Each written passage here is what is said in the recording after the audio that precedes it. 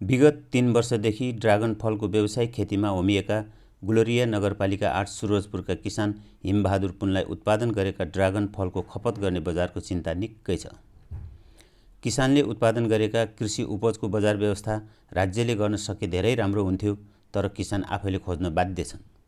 तीमध्येका हिमबहादुर पुन पनि एक हुन्।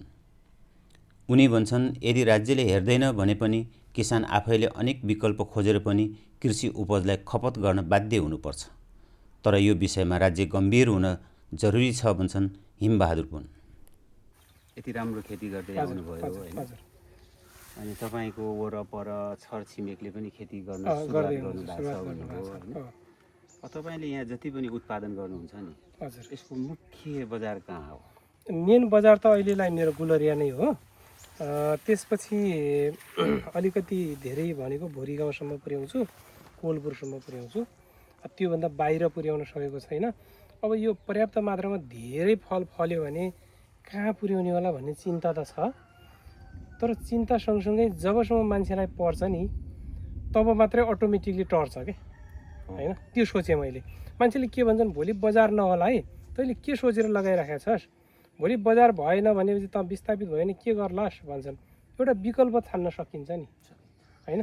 काम गर्दै गएपछि धेरै फलहरू भयो भनेपछि अब यसलाई चाहिँ यो ड्रागन फ्रुट अहिले हामीले खानालाई पनि पर्याप्त मात्रामा पाएको छैनौँ। तर भोलिका दिनहरूमा यसलाई रेड वाइन बनाउन सकिन्छ। नेपाल सरकारले वाइन फ्याक्ट्री खोलिदियो भने यसलाई चाहिँ रेड जुस गराउन सकिन्छ। अब यसलाई चाहिँ तपाईँको ड्राई फ्रुट गराउन सकिन्छ। यसलाई काटेर सुकाएर एउटा ड्राई मेसिन ल्याएर दीर्घकालीन रूपमा पछिसम्म वर्षौँ खान सक्ने खालको बनाउन सकिन्छ।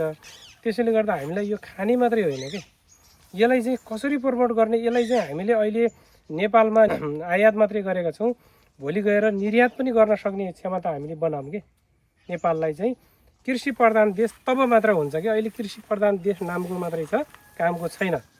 जब हामीले कृषि प्रधान देश कामको गराउने हो भने देशैभरिमा किसानहरूले निर्यात गर्ने होस्, अनि मात्र सरकार पनि, हाम्रो देश पनि, हाम्रो किसान पनि बल्ल प्रधानमन्त्री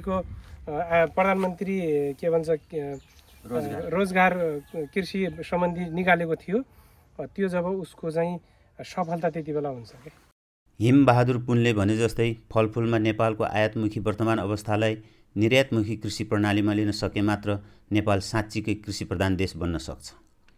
देशैभरिका किसानहरूले कृषि व्यवसायलाई सफल बनाएर जान सके नेपालबाट कृषि उपजहरू निर्यात हुने अवस्था आउन सक्छ। किसानको मेहनतले मात्र नेपाल फलफुलमा आत्मनिर्भर बन्न सक्छ।